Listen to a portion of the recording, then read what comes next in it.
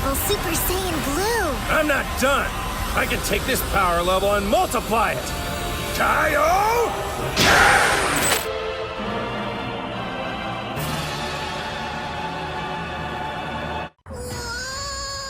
Goku's okay after all. Autonomous Ultra Instinct. He's reacting so quickly. I see. But why now? And why is it Goku? Well, my lord, the Saiyan Spirit Bomb most likely served as the...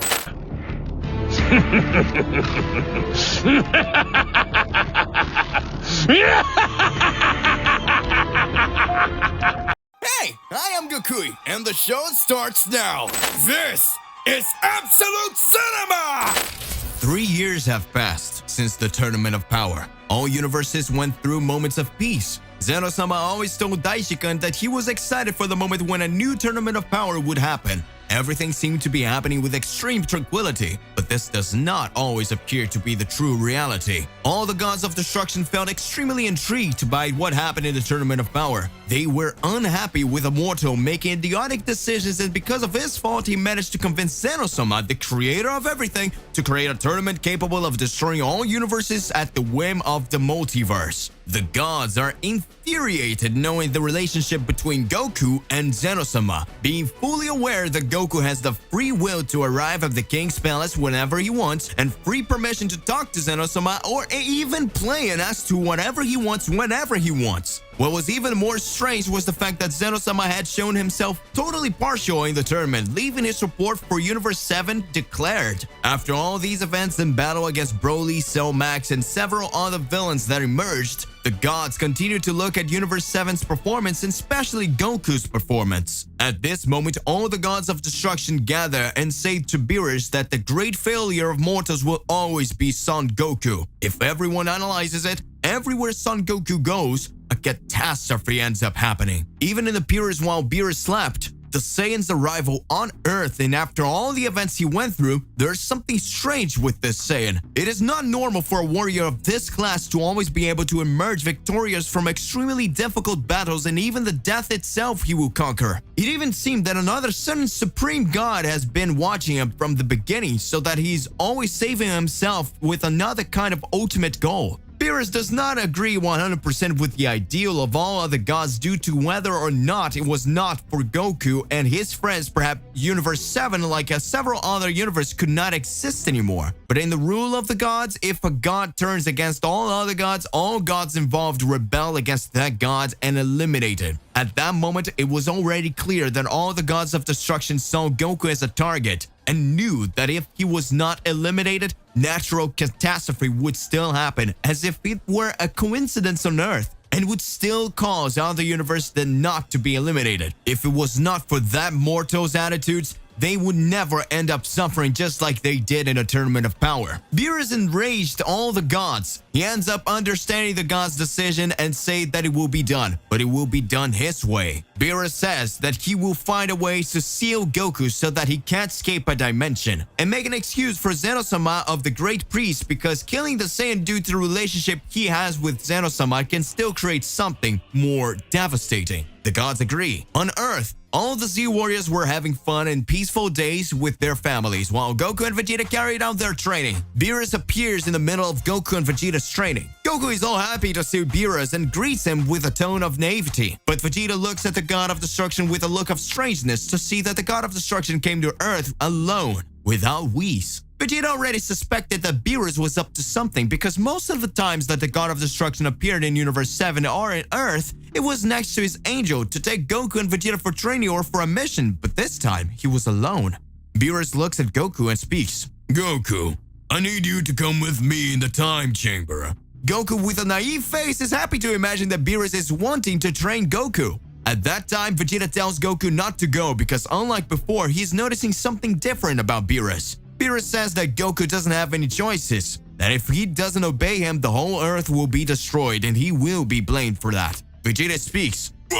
What is happening right now? What's going on through Beerus' head? After the dialogue between the God of Destruction and the Saiyans, Beerus leaves Vegeta in the training place and advances with Goku in the time chamber. At the entrance of the time chamber, Goku realizes that Beerus did not want to enter and questions the reason for the decision of the God of Destruction. Beerus keeps a straight face and tells Goku to just go in. Goku starts to laugh and then changes his face to a serious one and says that he already knew that sooner or later this would happen. He already thought it was strange when the entire Universe 9 decided to attack him in the Tournament of Power, and he already imagined that from a certain time he would be the target of the gods. Beerus continues to maintain his straight face without saying a word. Goku says that if Beerus is so sure the other gods are right, he should end Goku's existence right now, since he's such a threat, otherwise things could get worse later. Goku keeps looking at Beerus, but Beerus doesn't say a word. So Goku laughs again and says he already understands and ends up entering the time chamber. Upon entering the time chamber, he hears the sound of a huge explosion. This huge explosion destroys the entrance to the time chamber, trapping Goku. Beerus says,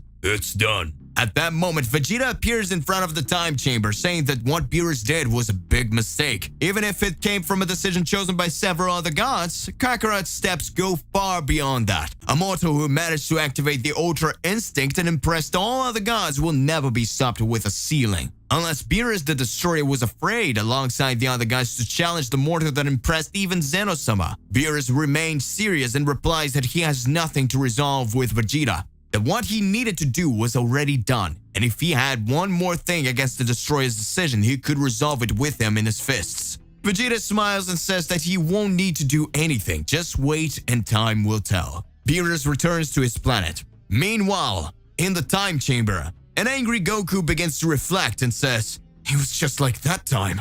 I remember like it was yesterday, while I was fighting Head in the Universe 6 tournament. Mr. Beerus and his brother Choppa were fighting each other, saying that one would destroy the other's universe as if they were banal things. So many lives eliminated by the whims of gods. So many catastrophes occurring, and now without any obvious explanation they decide to arrest me as if I were a greater threat to everyone. This has already gone too far." Goku begins to raise his powers more and more in the time chamber and activates his Ultra Instinct. Goku from now on lives with a new goal. "Now everyone will know, for better or worse, who I am. Everyone will know the real son, Goku. Beerus will regret not killing me. If his idea was to end me, this silly was the worst choice. Now I will get more and more powerful until the moment I can get out of here. Now it's time for revenge!" Goku was at his house training when suddenly a group of 4 gods appeared. They accused Goku of having caused too much trouble in the universe and decided to punish him by imprisoning him in the time chamber. Surrounded by the gods, "What's going on? What are you doing this to me?" "Don't lie to us, Goku. We know that you are aware of what you did, or rather, what you were going to do." "But I didn't do anything." "Your denial only further proves your guilt, Goku. You're aware of what you've done, and even if you haven't done anything yet, it's just a matter of time. And now you will be taken to the time chamber to face the consequences of your actions." Goku was furious and tried to fight the gods, but they were too powerful for him. Left with no choice, Goku was easily taken to the hyperbolic time chamber and locked away. Meanwhile, Beerus and Whis stop in the middle of their meal and are stunned by the feeling they just experienced. They looked at each other, trying to find an explanation of what just happened. "What will it be?" Whis asked. Beerus didn't respond immediately. He was trying to identify the source of the disturbance. His divine senses allowed him to detect things most beings could not perceive, and he could sense that something powerful and unknown was moving in the fabric of time and space. Finally, Beerus turned to Whis and says, "I don't know, but there's something seriously wrong out there. We need to investigate, Whis." They moved together, using their divine ability to break through the barriers of time and space. As they got closer to the source of the disturbance, Beerus could feel his anger building. "They locked Goku in the time chamber," he whirled, his eyes narrowing in fury. "Who made this?" Whis asked, trying to understand the situation. Beerus growled in response. He could sense the presence of other gods nearby, but not the gods of destruction they knew from other universes. This made him even more worried. "I don't know who this is, but I have my suspicions," he said, his voice thick with menace. They continue advancing until they finally arrived at the location of the disturbance. "What's going on here?" Beerus asked, his voice full of anger. The gods turned to face them, but they didn't seem intimidated. They knew they had the power to fight the gods of destruction if need to be. God Champa says, "We are here to punish Goku," with a malicious smile on his lips. "He caused a lot of trouble in our universe, and we think he needs a lesson." Beerus couldn't believe what he was hearing. He felt like that he was talking to his brother, Champa, but there was something strange in the air. The aura wasn't the same. Something was wrong. He looked at Whis and saw the same confusion on his face. "Who are you anyway?" Beerus asked suspiciously. Champa looked taken aback by Beerus' quick remark. He thought that his appearance and aura were identical to the real Champa, but Beerus was able to detect the difference. The god of destruction looked directly at the fake Champa with a look of disdain and distrust. "You're not my brother," Beerus said, his voice now cold and hard. "Your aura is different. Who are you and what are you doing here?" The fake Champa realized he had been discovered. He let out a cynical laugh before answering. "You're smart, Beerus. I'm an imposter, but I'm not the real either." "You look like the gods of destruction we know, but you're not them," stated Beerus. Beerus then asked Whis what the hell is going on there, and Whis explained that if he wasn't mistaken, those gods weren't from the same reality as them. That would explain why the fabric of time and reality was tearing, and he believed these lords were responsible for it. Whis explained to Beerus that there was a difference between universe and reality. He said that there were 12 known universes, but from them, there were infinite realities that unfolded in each universe. "These unknown gods are not from our reality," Whis explained to Beerus. "They must have come from an alternative reality in one of the 12 universes. This is why we feel the fabric of time and reality being torn apart." Beerus nodded, realizing it made sense. He knew that there were other realities where different events could happen, but he had never thought of gods from other realities entering his own reality. "So what should we do?" Beerus asked. "We must stop these gods from punishing Goku. They have no right to interfere with our reality, and we cannot allow that to happen." The fake Champa smirked as he saw the warrior's expressions of Beerus' face. "We've trapped Goku in a special time chamber that connects reality," he said with a superior tone. "There, no one will be able to rescue him. He's completely at our mercy now." Whis looked at the unknown gods with a serious expression on his face. "The only mystery here is why they're after Goku," he said. "What did he do to deserve being locked in a special time chamber? And why are you so determined to punish him?" The fake Champa then explained the reason behind Goku's punishment. "The problem isn't just with this version of Goku. It is with all the versions of him in any universe and reality. In all realities, one version of Goku is responsible for a universal catastrophe. He's a dangerous existence, and the greatest of them was the devourer of realities, as he was known. We are condemning all existent versions of Goku to prevent this from happening again. And in this special time chamber, where we trapped him, no one can rescue him." Whis was stunned by the revelation, while Beerus looked skeptical. "That's impossible," he said. "Goku can be a little reckless at times, but he would never do something that catastrophic." The fake Champa just shook his head. "You don't understand, Beerus. It's not just this version of Goku that's the problem. It's all versions of him, in all realities. Do you understand? He's in constant danger. He is the danger. And it's our duty to protect the existence of all universe and all realities. The doom of Goku is the only solution." Beerus was uneasy about the situation. He felt that something was wrong with the unknown gods and the situation in general. They weren't just doing a duty. They were enjoying the possibility of condemning Goku. Furthermore, the fake Champa's words made no sense to Beerus. Condemned all versions of Goku in all realities? That seemed like an exaggeration, even for someone like Beerus who had already seen a lot of strange things in his life.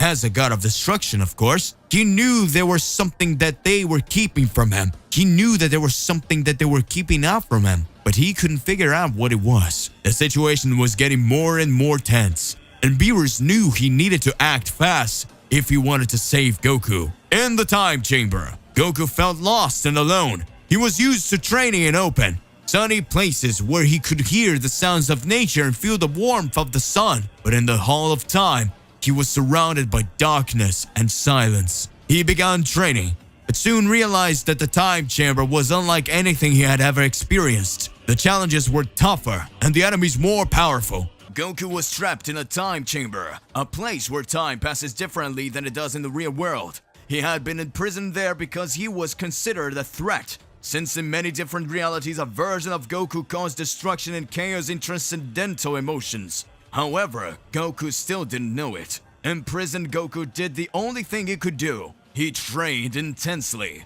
looking for a way to escape this prison. After months of training, Goku felt that he had reached a new level of power.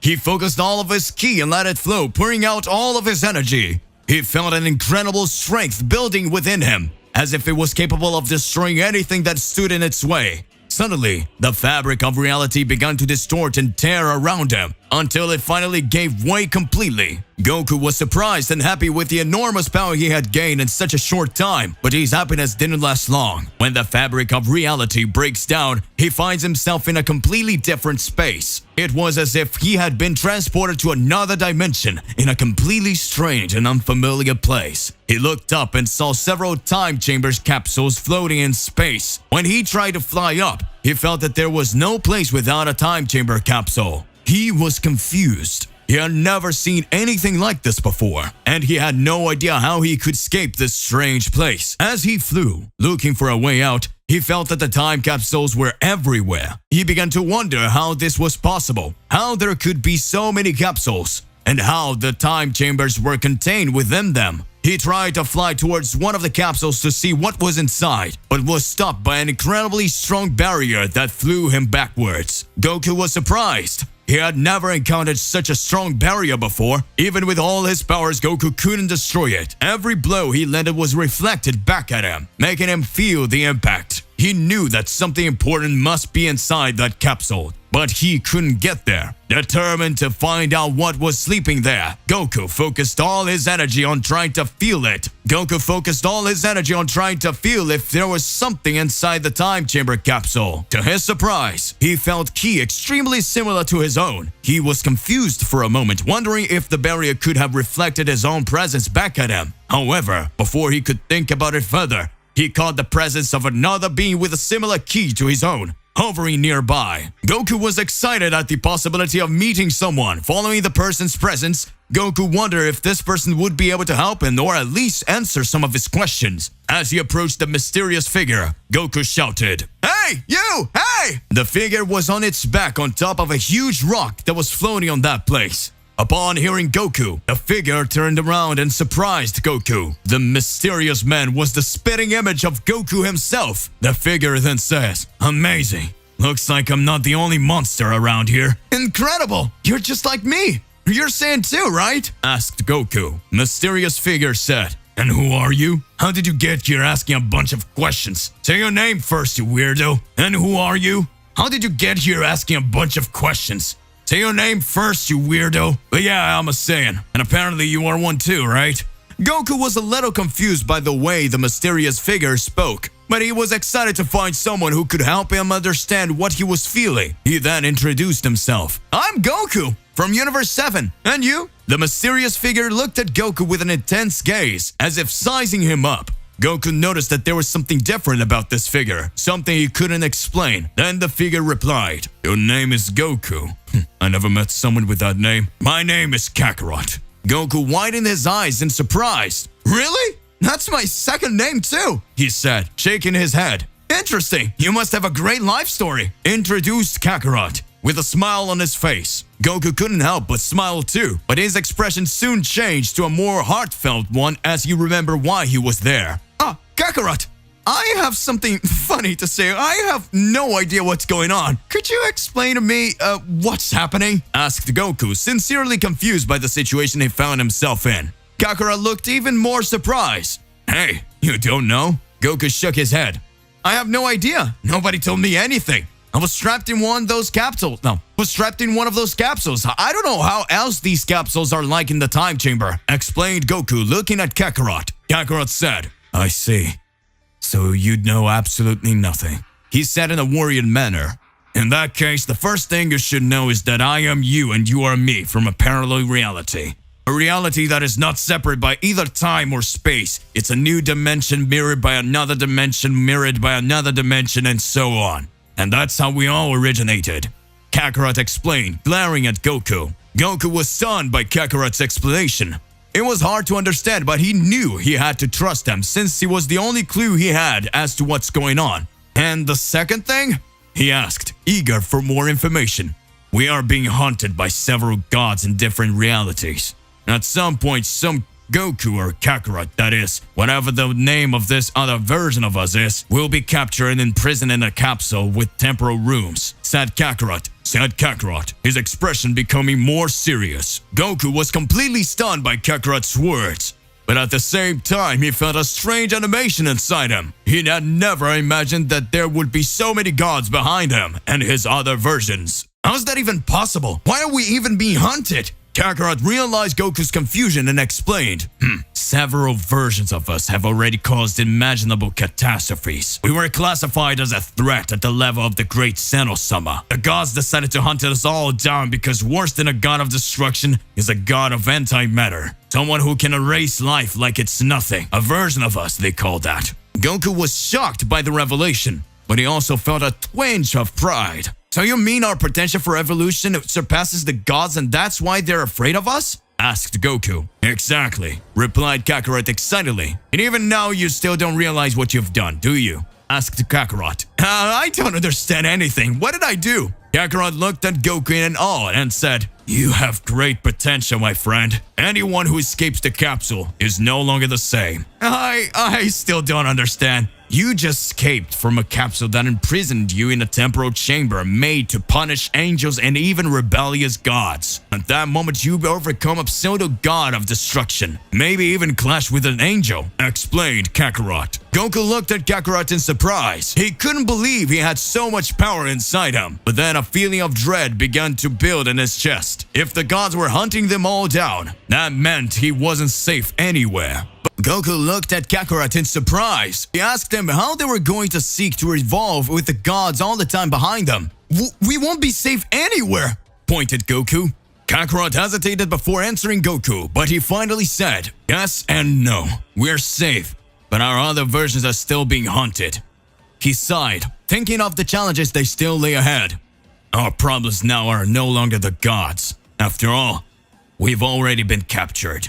But we only managed to get past the first problem. There are still other challenges to return to our reality. Goku looked at Kakarot worried and asked, And in the second problem, are we alone? Kakarot shook his head. No, we're not alone. There are many of us scattered around, all looking for a way to increase our power and escape from here. Kakarot looked thoughtful before adding, I heard that a version of us has been causing a lot of trouble for the gods outside. This version was the first to escape the time chamber. It became known as a devourer of life or god of antimatter. He simply ended all traces of existing life by escaping from prison. Because of this, the gods decided to make a new layer of protective barrier to prevent other possible versions of us from escaping. We will have to do much more than that. We will have to do much more than just escaping the capsule. It will be something new and unprecedented. Goku was impressed by the story. This guy must be amazing. I'd like to fight him one day, he said, his expression determined. Kakarot agreed. He must be, but we have to focus on getting out of here first. Then we can think about challenging the Life Eater. Goku nodded, agreeing with his friend. Of course, we need a plan first. But the idea of fighting someone that strong is exciting. As they were talking, a mysterious figure approached.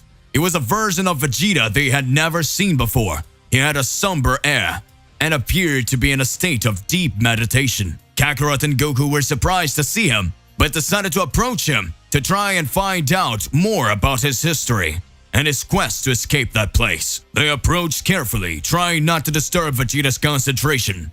Hey, who are you? Asked Goku, trying to get Vegeta's attention. Vegeta opened his eyes slowly and his expression turned into a mixture of anger and disbelief. I am the great King Vegeta, of course. How did you not realize that before? Kakarot took a step forward, trying to defuse the situation. Sorry, we didn't mean to offend you. We're just trying to escape this place and wanted to know if you had any information that could help us. Vegeta looked hesitant to share anything with them. I don't trust you. I don't know if you're our friends or enemies. Goku was in a state of confusion as he saw a version of Vegeta in front of him. He had thought that that place would only be inhabited by versions of him. But to his surprise, there was also a version of his eternal rival. Kakarot, for his part, was also surprised and stated that he'd never seen any other version of Vegeta in his travels and wanderings in this world they were trapped in. In addition, Kakarot said that he never imagined that Prince Vegeta could be a king in any reality, because in his reality Vegeta always preached peace and was so meek and calm that he was a fiasco as a Saiyan warrior. This statement left Goku even more confused, as in his reality Vegeta was known as a Chaos Wrangler and a powerful Saiyan warrior. Faced with the contradiction between the two realities, Goku questioned Kakarot if he was serious, stating that it was almost unimaginable for him to think of Vegeta as a pacifist. However, the version of Vegeta present in that reality got irritated with their conversation and told them not to compare him with this pathetic version they had of him. Vegeta's presence in another reality, especially as a pacifist, was something difficult for Goku to understand, who had always known Vegeta as a fierce warrior and the constant antagonist in his battles. Kakarot's statement about Vegeta's personality in his reality seemed almost absurd to Goku, who was used to fighting the Saiyan Prince in his own reality. The conversation with the version of Vegeta present in that reality left Goku and Kakarot thoughtful for a few seconds and curious about the different versions of themselves and their friends that could exist in other realities. They began to question themselves about how the choices and decisions they have made in their own realities could have led to different outcomes in other realities. The experience of meeting a different version of a familiar character was a new experience for both Goku and Kakarot. They realized that the multiverse was vaster and more complex than they had previously imagined, and that there were countless possibilities and realities that they had not yet explored. The conversation with the version of Vegeta present there had made them more humble and curious about other realities that they still didn't know, and it opened their minds to a new understanding that would make all the difference in their near future. During Goku, Kakarot, and Vegeta's conversation, dark and lifeless beings approached them, ready for direct combat. They physically resembled Goku, wearing black masks and black clothes. They looked empty, without any life. Three warriors realized that there was something strange about these beings and prepared for battle. However, they were weak, and Goku made no effort to finish them off. The battle was not difficult and was over in a few moments. Upon starting combat, Goku showed a small portion of his power, just to warm up and prepare for more difficult battles. This served to impress everyone there, including Vegeta, who was amazed at Goku's power. Kakarot, upon seeing the power emanating from Goku, thought to himself, "That's a third of his power? Impressive, and I'll challenge him." Meanwhile, Vegeta felt inferior. He considered himself incredibly powerful, but he realized that in just that one small battle, the version he knew of Kakarot wasn't even close to a third of Goku's power. Vegeta's facial expressions changed to a mixture of surprise and admiration. There was respect and maturity that we didn't know expressed in his gaze. Kakarot was visibly perplexed by the appearance of the dark and lifeless beings that attacked them. With a confused expression, he asked Goku where these beings were and if he had seen anything similar before. Goku shook his head, saying that he had never seen anything like this. Vegeta, who seemed less surprised by the situation, explained that these beings were common in that place, and that they always appeared suddenly. They are not strong and do not have battle intelligence. It is as if they were lifeless dolls following orders, but their origin was still unknown. Meanwhile, the beings' bodies began to dissipate, turning into dust. Unfortunately, this prevented any kind of more detailed investigation into the origin of these mysterious beings. Goku sighed and commented that there seemed to be more questions than answers in that place. He looked around, taking in the desolate landscape and dark, unsettling space. It was like they were in a completely different world that they were used to. Kakarot, for his part, seemed excited at the prospect of new challenges and adventures. He turned to Goku and said with a smile on his face, "Well, at least we're not going to get bored here, are we?" However, Vegeta remained silent and seemed to be mulling something over in silence. His expression was serious and concentrated, as if he was analyzing every detail of his surroundings. And this is where we're gonna end today. So, my partner, what do you believe? Will Goku overcome this situation? What is the truth behind these beings? What can happen in the midst of all this? Regardless of what it is more than important that you already expose it here in your comments so that we can enter into that crazy debate.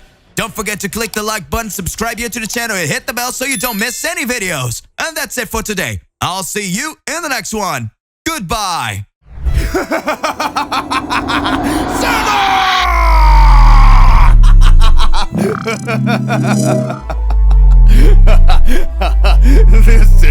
This is so much fun.